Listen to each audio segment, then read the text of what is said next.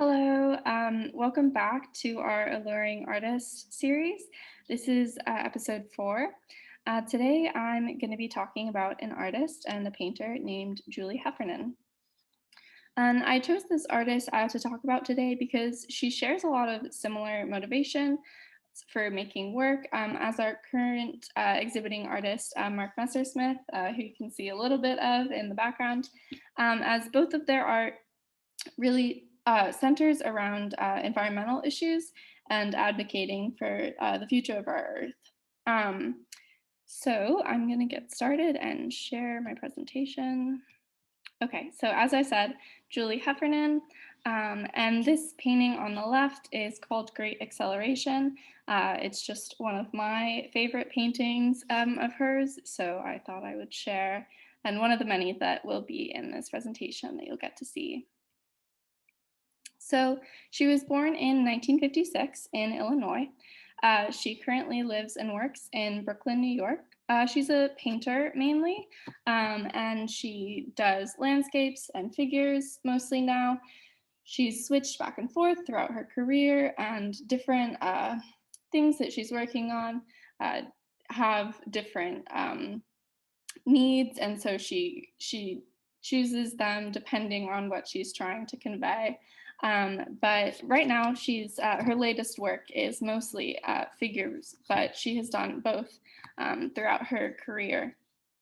And she uses paintings to address important issues to her, important environmental, important political and societal issues that she cares about. So this painting over here is called Selfportrait Standing My Ground. It was done in 2016, and it is 68 by 66 inches. And this is generally the scale that she works at.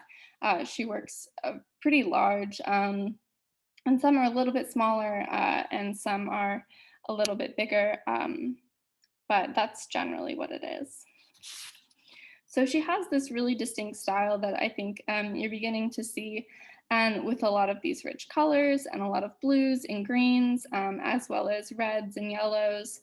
And there's also this luxuriousness and softness that goes along with her paintings that I think is really unique, and one of the reasons I love her paintings. But there's a quote from a New Yorker article that's on her website that describes her work as ironic Rococo surrealism. And I just think that definition is really fitting. So I thought I'd share that. So she began her career at the University of California, Santa Cruz. That's where she got her BFA. Then she went on to get her MFA at the Yale School of Art. She's currently a professor of fine arts at Montclair State University in New Jersey. And she founded a journal with one of her friends and fellow painters, Virginia Wagner, that's called Painters on Painting. She has had many, many, many group shows and over 50 solo shows.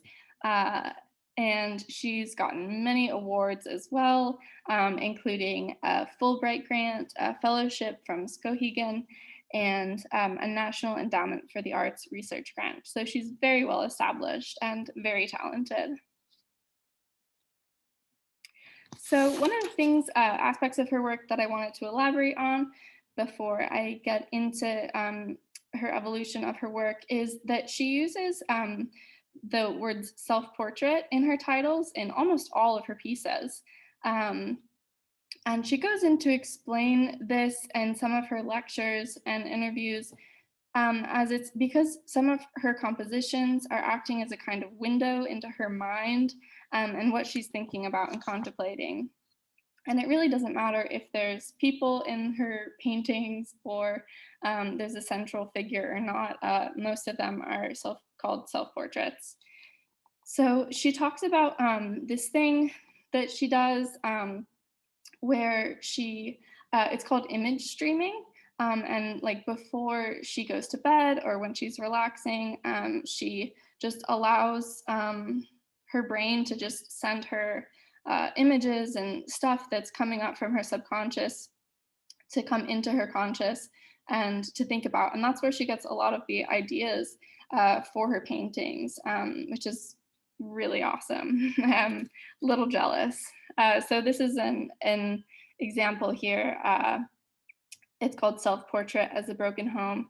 Um, and see, it's not a conventional self-portrait that one would think of when you're thinking of a self-portrait. There are lots of little figures in here, but not exactly the traditional self-portrait.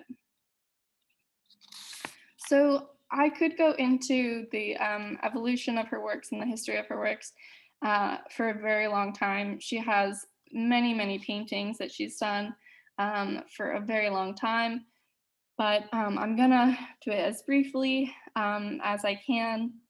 I'm going to link some really great sources in the description of this video, so if you'd like to learn more, you can.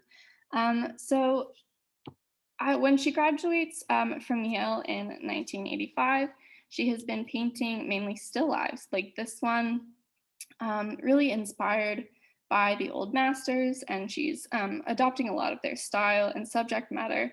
But as you can see a little bit on top of the fruits, there are these still lives, and this is part of the image streaming that she does, and these are some of the images of just what's on her on her mind that are coming into the fruits. So very traditional, but also very contemporary, this new inventive way of still lives, I guess. So then you can see she starts dabbling in figure and getting brighter and brighter. She starts off with this very muted palette and very traditional palette, but as she goes on throughout her career, she's gotten brighter and brighter. And she was also really inspired by women of the Renaissance and the Baroque period and paintings from that period as well. And in 2005, she talks about this moment where she read a New Yorker article about climate change, and she credits the reading of this article and the natural disasters that were happening at that time, like Hurricane Katrina, as kind of the spark that made her change the main thing that she painted about, which is environmental issues. So on her website, you can kind of start seeing that change a few years after 2005. But right here is kind of a landscape, a very different kind of landscape that is in the arms of this figure. And then here, 2010, it gets even more. And she doesn't stop doing figures. There's still a lot of figures in her work. They're just different and also sometimes surrounded by the environment or are much smaller figures. So this is kind of more about what her art becomes later. And this is 2016, and it becomes much more dystopic and kind of just her communicating her concerns about what the environment and how it's being treated. So this is a show that I wanted to talk about a little bit. It's called When the Water Rises. It's a series of works that illustrate alternative habitats that humans come to need as the environment changes and has resulted from environmental disasters. So this one over here is called Camp Bedlam, and this is Sky Burial. It was a solo exhibition traveling in 2017 through 2018, and it went to Louisiana, it came through Florida, Virginia, and then it went up to Pennsylvania. But it was really interesting, and I actually got to see this this exhibition when it came to Tampa. At the time, I didn't know her very well, but it was really amazing, and I wish I could go back and see it again. But yeah. And so that is all I have on her, but these are some of the sources that I used. There's a great little tiny documentary, Mending a Reflection, on her. And then I got a lot of information from her website, julieheffernan.net, and the LSU Museum of Art article, When the Water Rises, Recent Paintings by Julie Heffernan. And there's also a lot longer lecture that she gives at the Manello Museum. It's on YouTube and it's free and it's really great, but just a bit longer. So thank you guys for watching. And follow us on Facebook and Instagram at Venvi Art Gallery, and make sure to see our current exhibition in person, or you can see it on venviartgallery.com. Thank you. Bye.